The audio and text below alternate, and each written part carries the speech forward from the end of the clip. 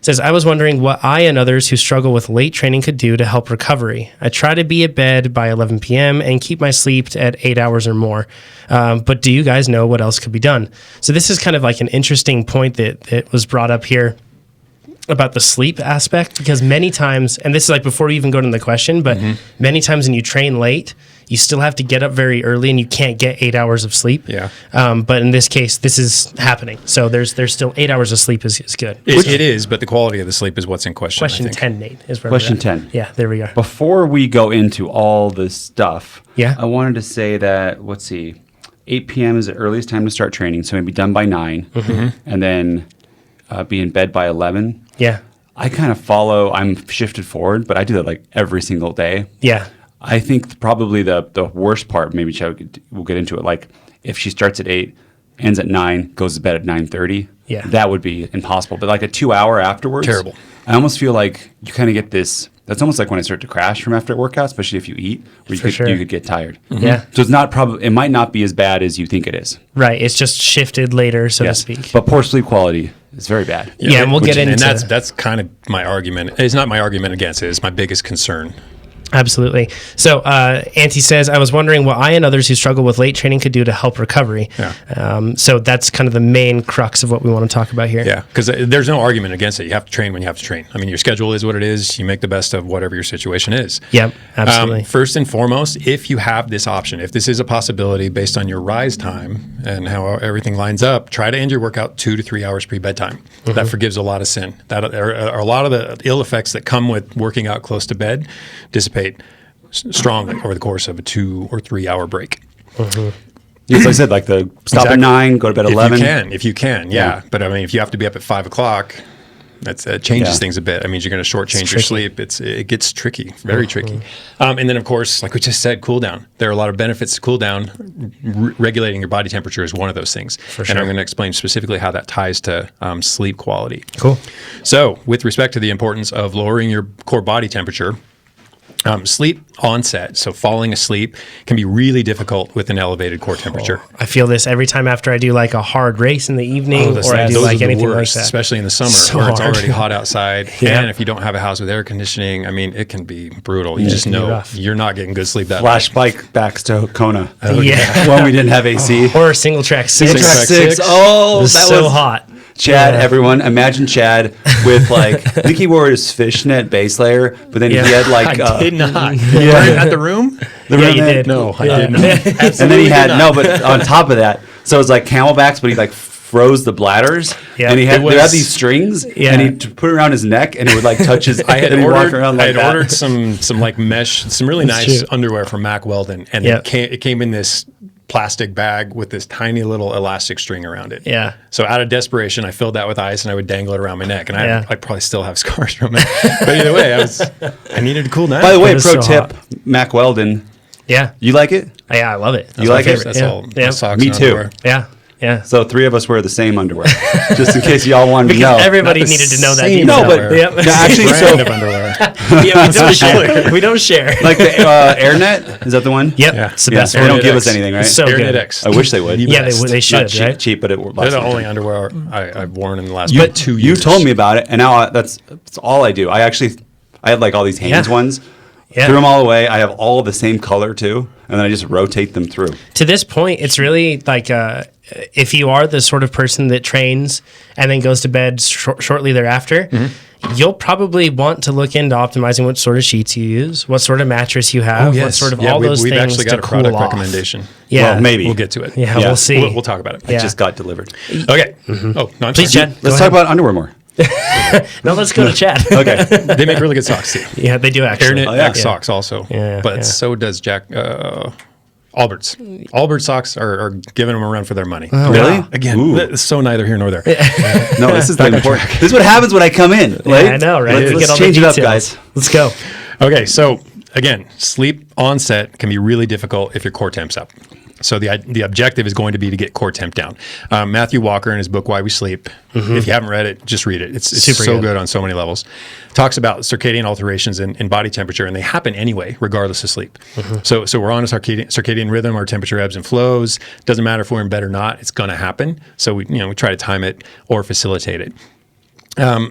the study in 97 by Murphy Campbell said, and I quote, "It's suggested that a rapid decline in core body temperature, increases the likelihood of sleep initiation and may facilitate an entry into the deeper stages of sleep." This is a crucial thing. This is information that's been out there for quite some time, and it's been backed up again and again. And all we're really looking for, and it's not a big change, we're looking for like maybe a 1 degree Celsius drop, somewhere in the ballpark of 2 to 3 degrees Fahrenheit. It's not a big drop, but it is a drop that tells the body it's time to slow down, time to sleep in this case. With intense exercise, however, that's a very tall order. Yeah. And kind of a side note, this is probably another case against pre-bedtime alcohol. Boo. Not that we need another reason to not ingest alcohol prior to bed, but it doesn't elevate core temp. It actually elevates skin temp, but high skin temp in bed. Should I do all my drinking before noon? Is that what you're saying? Honestly, that's the argument he makes. Really? And I'm starting to practice at 9 a.m. every day. What's his name? Campbell? Drunk. This is for Campbell. I want to go back. You know how people do like end of year reviews? I want to go back and find every time where Chad has done a research relating to alcohol and how sad he is for the whole podcast and kind of put it together in a compilation. It'd fill a podcast. Is there anything like there's been no positives? No, I think the one thing maybe aids sleep culture onset. or culture, but being with friends and being happy. Sure, the social, social aspect. The social aspect. Absolutely. Of it. I think there's something one. there, but in terms of health, not in terms of sleep quality. Yeah. Oh no, I'm saying nothing good for sleep. I think there's nothing for sleep. I'm thinking of other health things. Except there's some artery stuff, but then it was kind of like questions later. Yeah, it can facilitate sleep onset, so it can help you fall asleep. But in terms of sleep maintenance, that's garbage. In terms of deep REM sleep, or I think maybe it's the REM dreaming sleep. Either way, I've blacked out a few times. That helps sleep, doesn't it? Yeah. You can't help it. Sleep. Yeah. Just kidding, everyone. We threw you off, Chad. So let's see.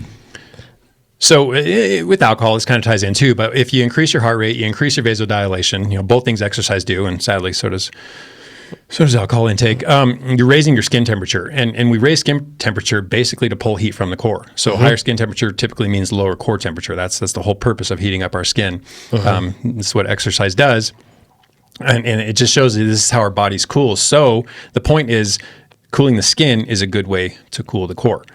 So, and not that alcohol really figures into this at all. I'm just going to leave it alone. It's just sad. So, but this is why pre-sleep showers. So after you've done like the Tuesday night races that we do in the middle of the summer, where it's probably still 80 degrees at night. The sun's gone down and it's still 80 degrees, and you come home and you're all revved up. Yes. Eat your food, you're on fire. Yeah. So a cool shower is not a bad thing to do. And if you, in lieu of a shower, you can just splash water on your face and head, on your hands and feet, all those surfaces with all those anastomoses that we talked about way back when. And it doesn't have to be cool water. It just has to be something that allows evaporation, right? Because that's what offloads the heat.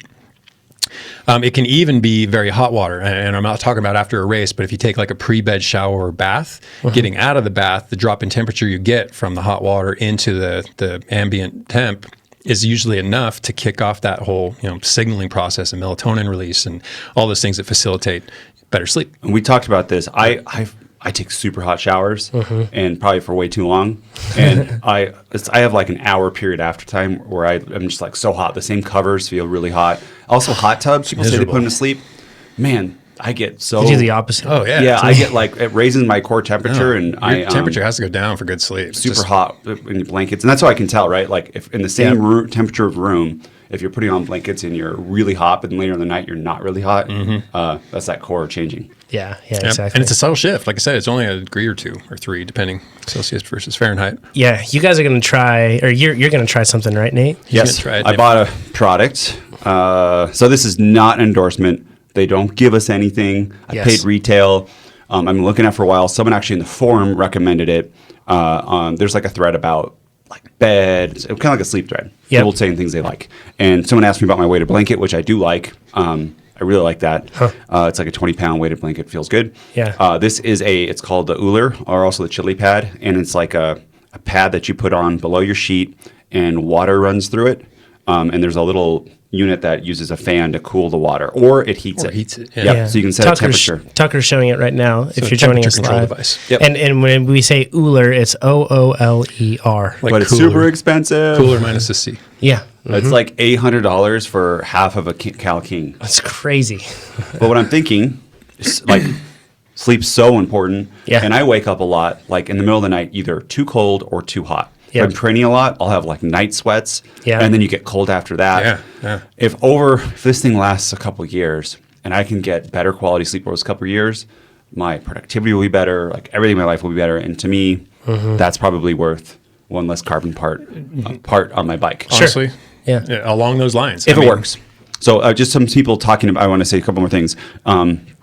Some people say maybe it doesn't get cold enough. So if you have like a really hot room, I mean, like in Kona, if it's like 90, it might not overpower that. So it might not combat a hot day, but if you have your thermostat set at a regular... We'll see, right? Yeah. So, and anyways, the person in the forum really liked it. They said they thought it wasn't working, but then when they didn't use it, they got super hot. Huh. And there's also a setting that's kind of cool that can warm you up in the morning. The theory's awesome. Get out of bed. That's the theory's great. To cold sleepers. Should be so hot that I can't get out of sleep, or that I don't want to stay in bed. Yeah, exactly. Goes up to like 105 degrees Fahrenheit. I don't know that in Celsius, but pretty warm. That's a lot. Yeah. I've actually low 40s, so right. I've actually programmed our thermostat that way in our house, so that like when it's time to get up for all of us, we all get up at the same time. Same here. That it gets really warm, and then that makes it so that I don't want to get it. I don't want to be in bed. I'll use this and I'll talk about it thing. later. I feel like I should wait until the summer too. But anyways, it's like a different experience in the winter than it is in the summer, right? Yeah, undoubtedly. Sure. But I'll let you know if I personally like it. But again, don't just go out and buy it because it could, I don't know what it's like. Yeah. We have no data just yet. So one interesting part on this is like you've done your workout. We've talked about the cooling part of things, but then I guess if you just talk about like schedule after the race, that's like another thing where you kind of have to like whittle it down to like what's your highest priority. Like, do you need to get food in, or do you need to get to sleep? And that's like which one's more important? That's the dilemma. And honestly, if I had to prioritize one over the other, I'd go back to sleep. Yeah, I'll get to why in a minute. But in terms of nutrition, there are certain opportunities that this scenario presents you with. If you're interested in the whole sleep low approach, where you want to sleep on carb depleted muscles, glycogen depleted muscles, there's an opportunity to do it. Just make sure you're not starving yourself, because basically going to bed very hungry, that's not going to facilitate sleep either. So make sure you get a little bit of protein, a little bit of fat, but eat a meal, just keep it low on the carbohydrate side. Maybe just focus on vegetables. Yep. Go too high carbohydrate, and that can impact your sleep, in particular your deep sleep, but oddly increases your REM or dreaming sleep. So it's kind of a trade-off there. Maybe not the soundest argument against it. And then high carbohydrate intake before bed can also increase the number of awakenings. As can alcohol. I can attribute, or I can attest to that. Another sad panda. Painting myself as an alcoholic here. I really don't drink as much as it sounds like I do. It's a brand now, Chad. You just have to uphold the brand. Well, what does it sound like? I like my drink. I don't drink a ton though. Okay, so my stance, basically due to the fact that there's not large enough or long enough studies and the human subjectivity that figures that into anything nutritional, don't overthink it.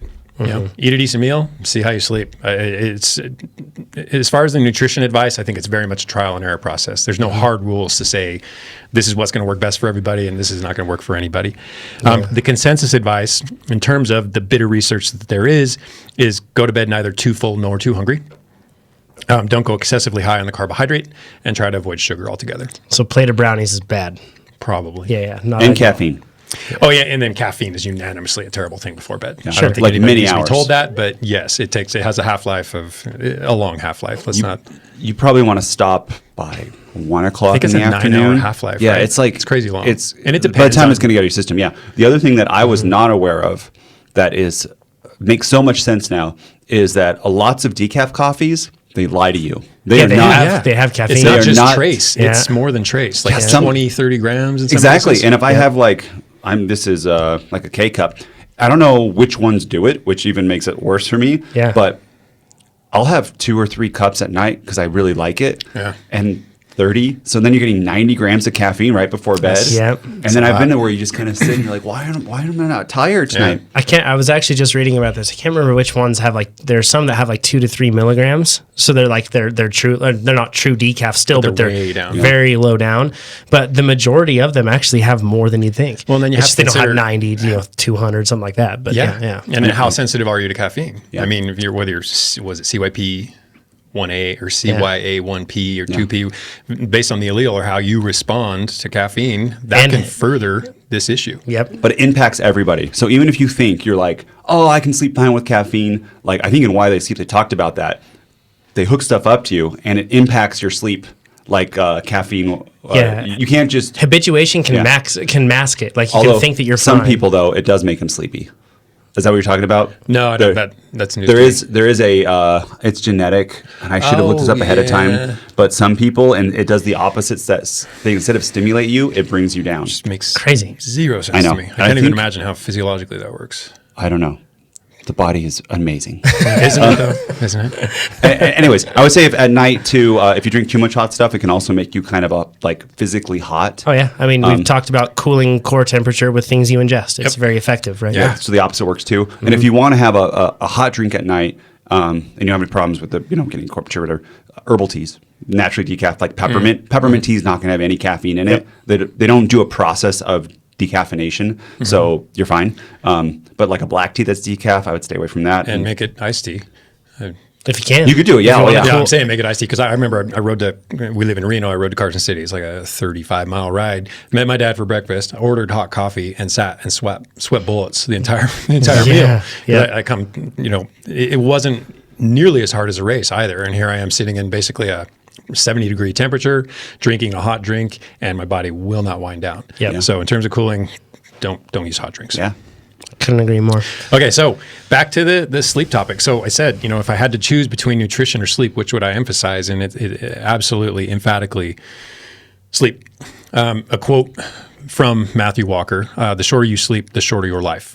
And it sounds like it is a strong statement. He bases that on 20 large-scale epidemiological studies tracking millions of people over many decades, and where they recognize causal links to lack of sleep and heart disease, obesity, dementia, diabetes, cancer, all the bigs.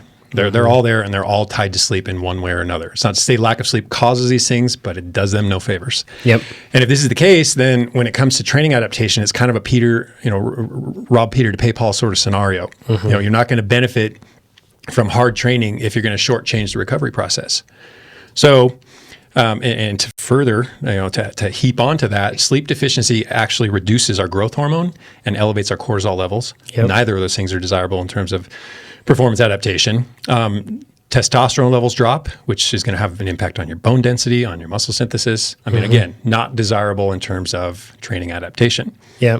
So, and on top of it, no endurance athlete wants to be fat or fatter, or have more unnecessary body fat, and lack of sleep increases this adiposity. So sleep deficiency, to put one word on it, mangles our appetite response. Leptin levels, which tell us we're full.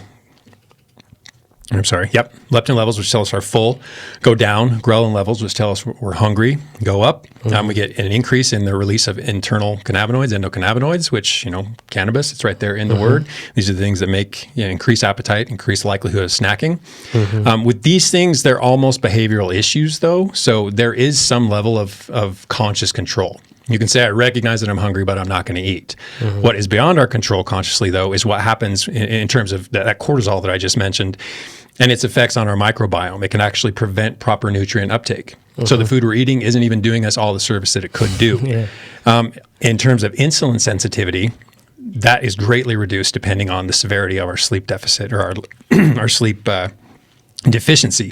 If you were to see your general practitioner after a few nights of bad sleep, you might actually get misdiagnosed or misclassified as pre-diabetic because your circulating blood glucose is so high because of this insulin sensitivity.